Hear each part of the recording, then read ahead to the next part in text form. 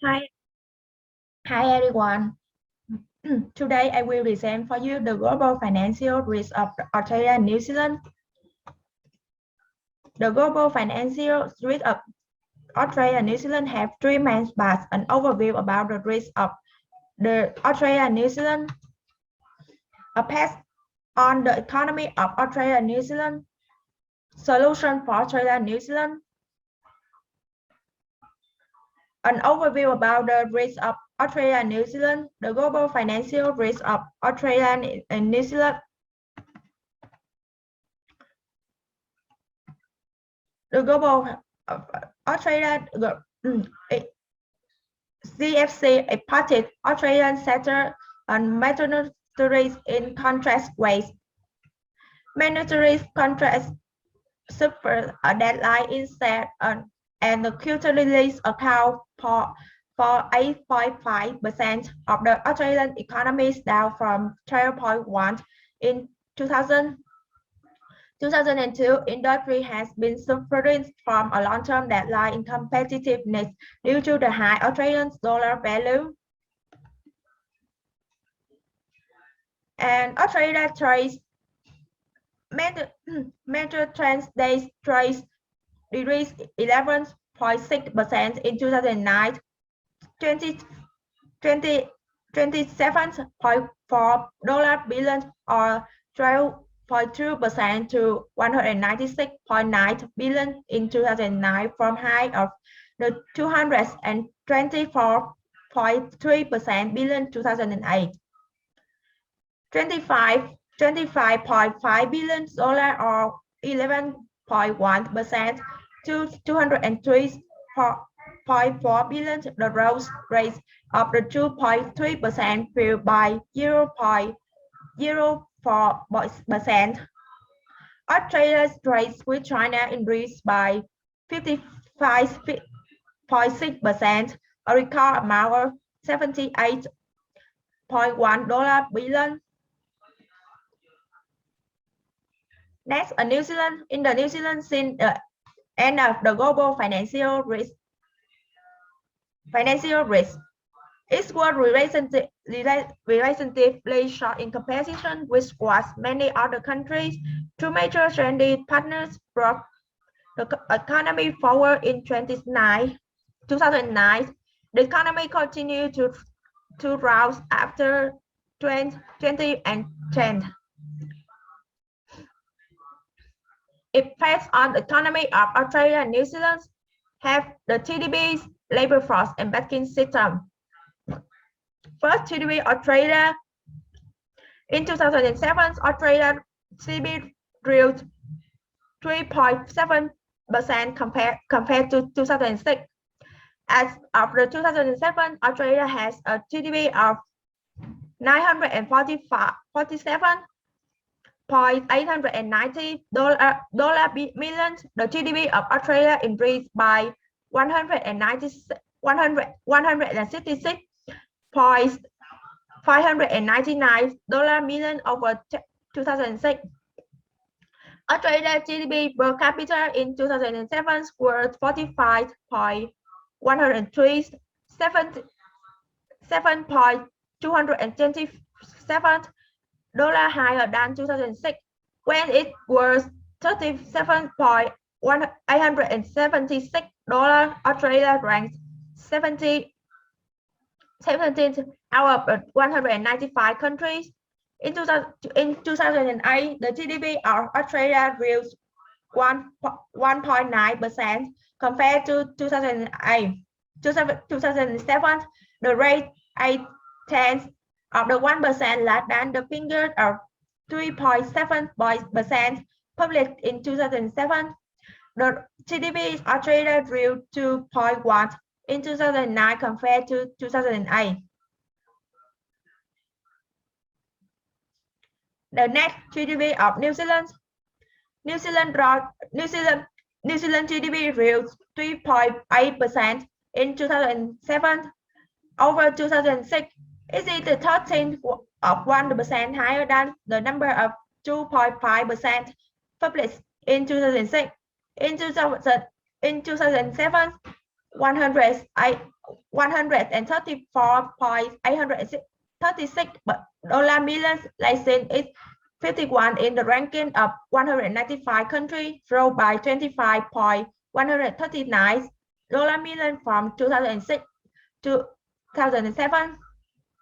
In 2008, deadlines multiplied 1.7% from 2007, ranking 54 out of the 196 country. Our ranking of GDP in 2008 rose the 135.360 million dollars. The net labor force Australia employment at a rise of 10.900 to 10.721 and 10.721.500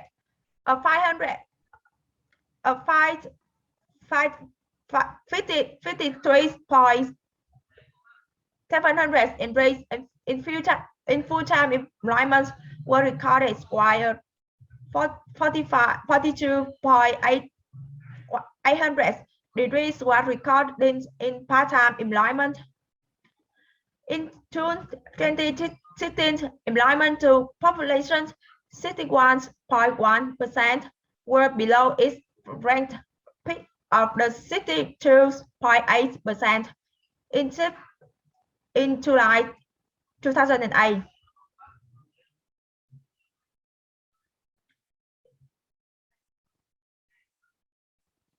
Labor force Australia employment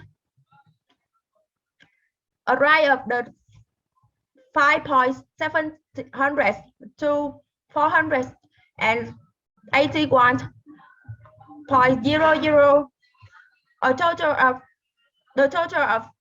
325.800 people were looking for full-time job and 155.300 were looking for part-time job.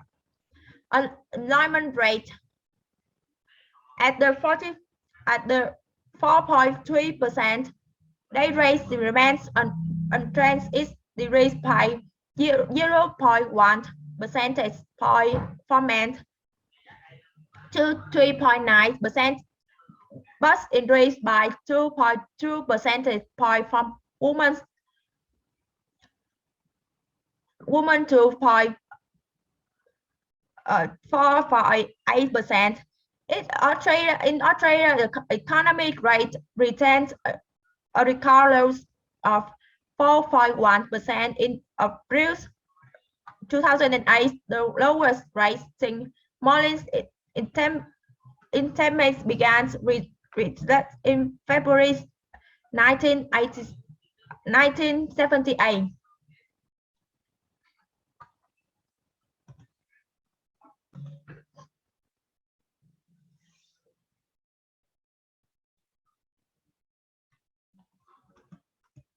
And the end might present the next Mr. Nhã presents.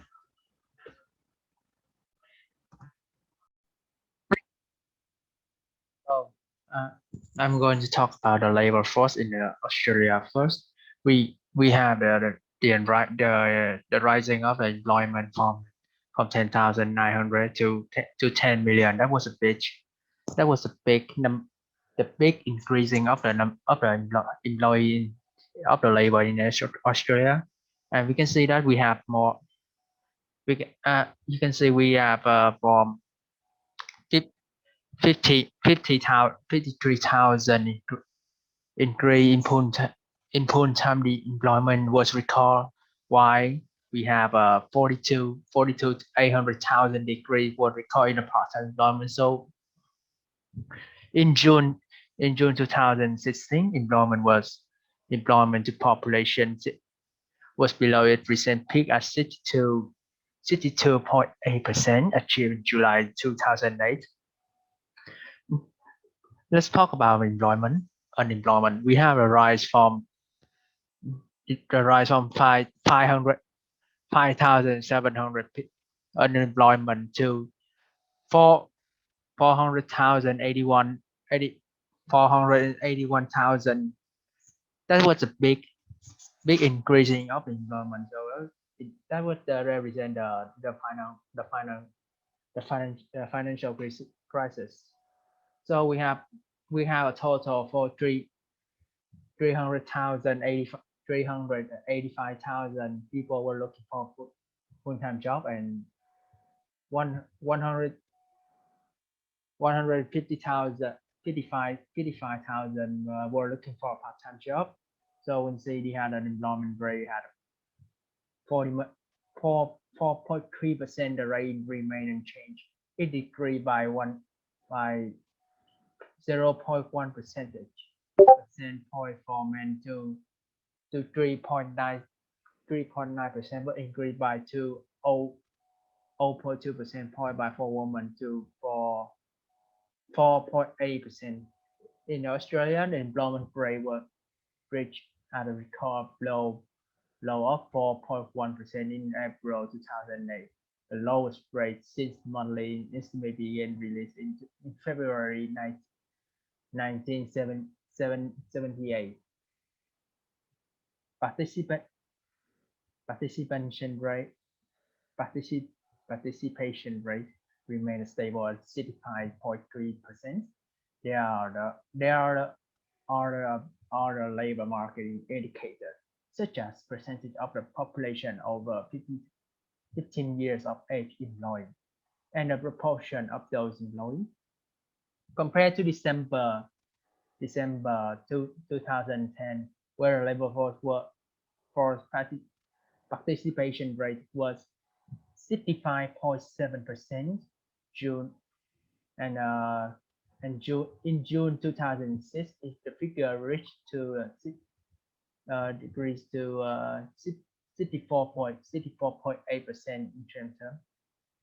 So,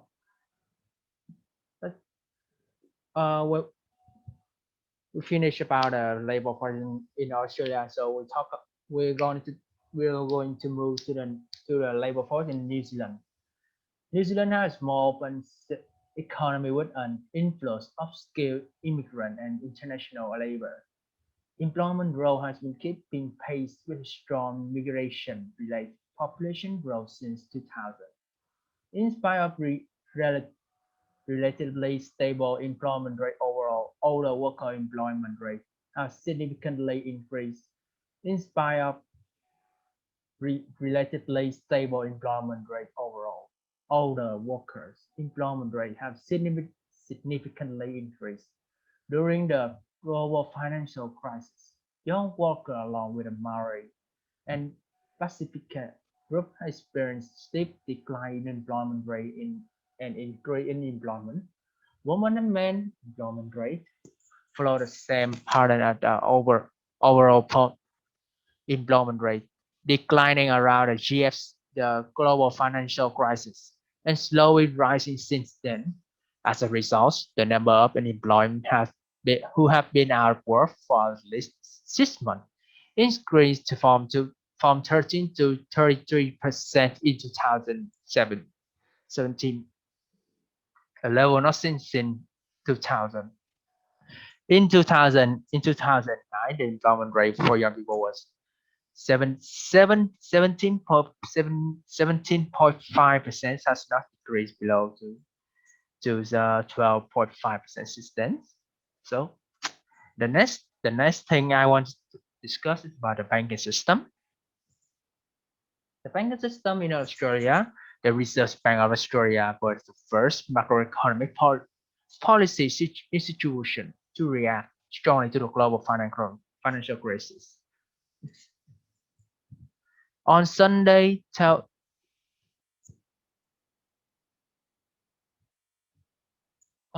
on Sunday, 12 October, the Australian government announced it would guarantee our Australian bank deposit for new wholesale funding Australian Bank.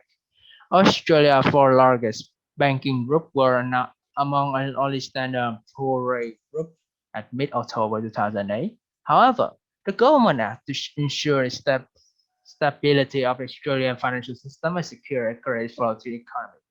In spite of the better shape than international competition, Australian banks were competitive disadvantage due to government guaranteed their borrowing. The smaller second-tier bank of Australia also seemed to be interim period. Banking system of New Zealand. In October 1861, the first branch of Bank New Zealand in Auckland was opened, followed shortly after by the first branch in December 1861. The Bank of New Zealand is one of New Zealand's four major banks. A subsidiary of a National Australia Bank has operated since 1992, but it retained New Zealand government with a board of directors. First New Zealand Bank to become a carbon neutral. Bank of New Zealand became a carbon neutral in July 2010. In September 2010, after 3 years, initiated to reduce the emission with greater energy and achieve efficient. Employee behavior change at work, at home, at the purchase of the quality carbon credit offsets. The achievement was announced. The initiative is more visible through the construction of 3 energy efficient buildings for the work of the company as administrated and the management employees. There are two of these buildings in the Auckland CBD, one of the Quiet Park and one at the 18 Queen Street.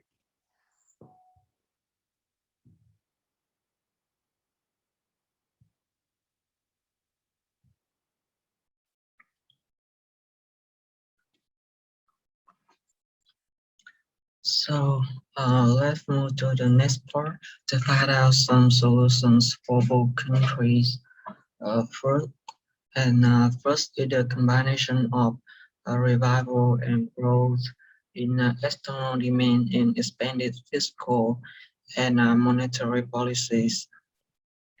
Australia and New Zealand monetary policy should be managed flexibly, proactively leading the market, and at the same time harmonizing coordination with fiscal policy has brought many positive results for the macroeconomic in general and money market in particular. Most specifically, the state banks of Australia will regulate interest rate in harmony with the inflation, macroeconomic situation, monetary and foreign exchange market developments, and balance interest between bank and people, deposits and borrower. On the other side, on the other hand, both governments should reduce public investments, the state capital ratio, and increase the use of state investment efficiency.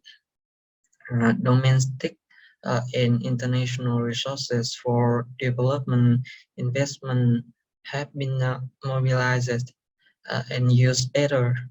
This cut is public spending to reduce its fiscal deficit. And the second is government response to the global financial crisis. Consider government guarantee for wholesale market transaction to ensure credit to banks, companies, and households. Ensure the new regulatory policies do not unnecessarily impact on business cost and flexibility. Focus on investment in promoting areas rather than redistribution or remove discriminatory tax on particular sectors of the economy, improve signals and advance market warming regarding future large-scale in infrastructure plans to enable market participants to gear up to contribute. Or then institute infrastructure planning and provision in such a way to allow smaller market players to contribute in the short term. And the next section in my part is mostly focused on labor and welfare policies. Um, uh, Economic growth that generates substantial income in terms of employment, restraining the general level of real wages, and focusing on the low skilled.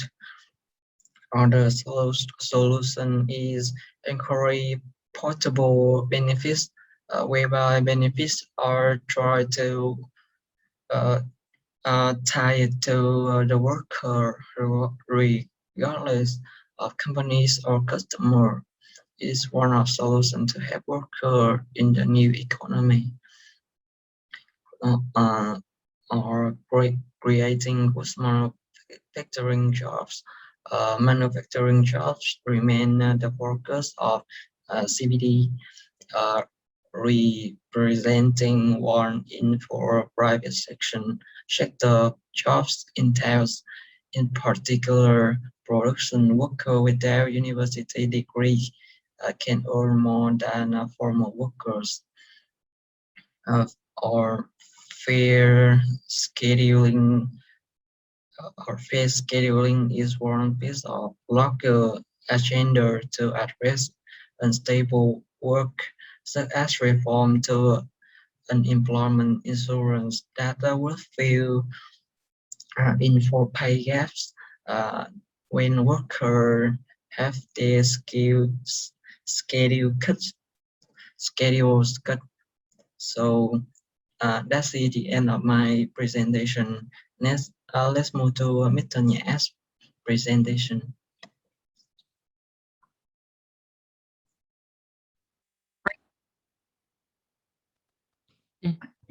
Implementation of the monetary policy, financial and corporate challenge in New Zealand.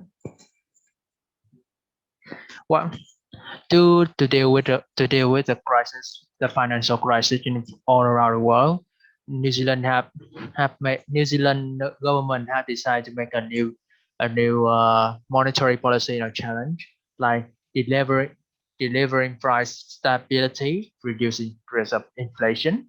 This plan allows to the producer consumer to detect the price change and allocate resources in response to demand and adjustment. This action to prevent the price shift and assign resource to change in demand. They want to they avoid the interaction of the high rate inflation, the taxes and the tax system that help us to the taxation of more efficiently. In 4 times a year, they repair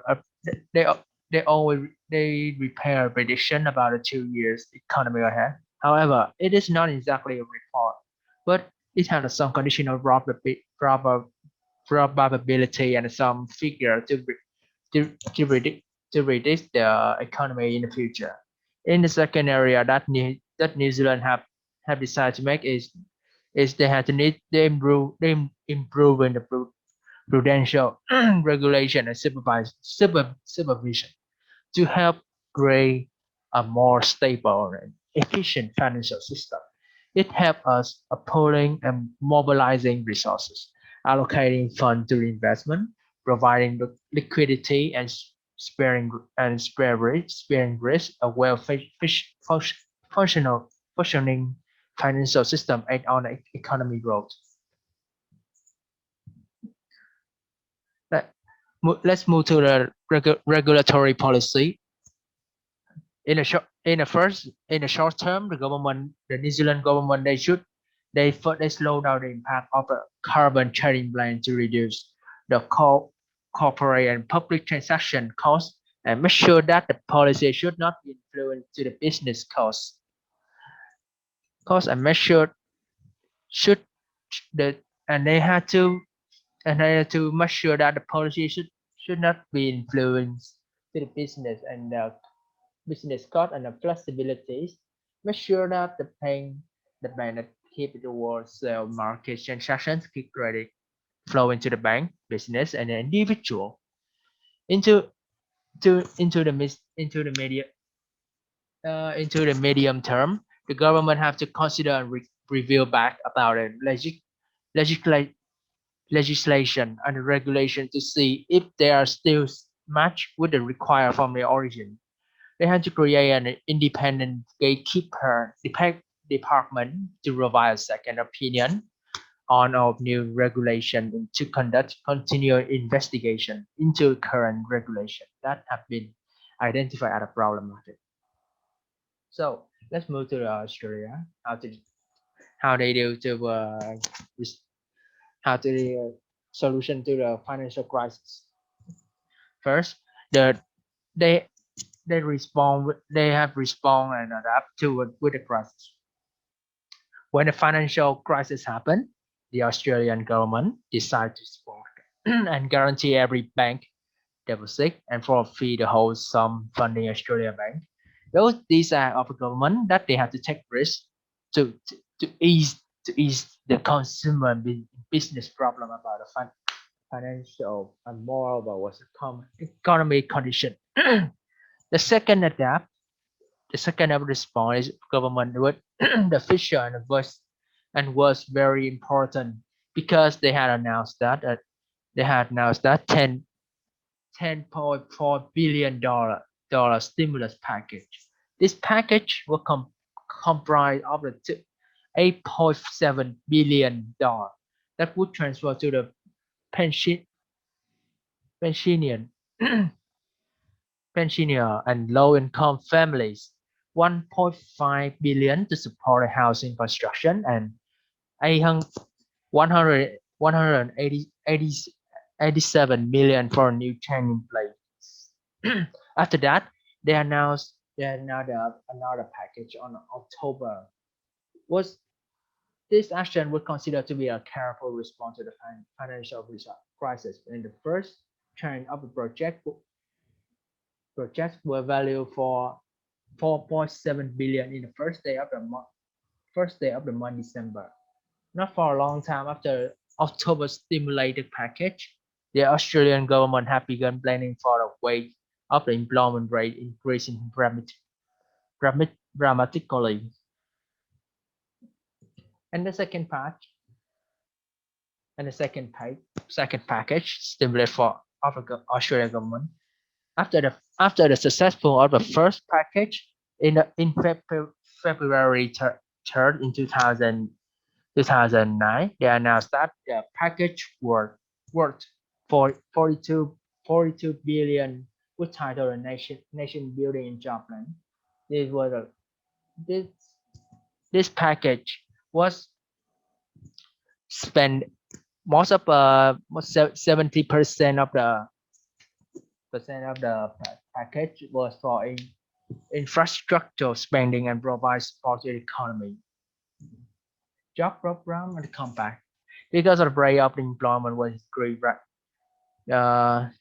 dramatically, the government decided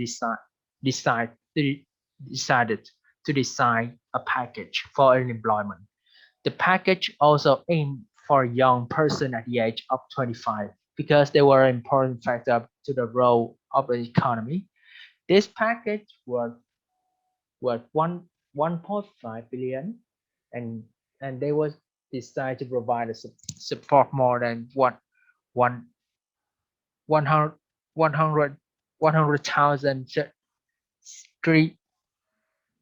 35,000 people were higher qualification to prepare for the return of a normal demand condition of market labor.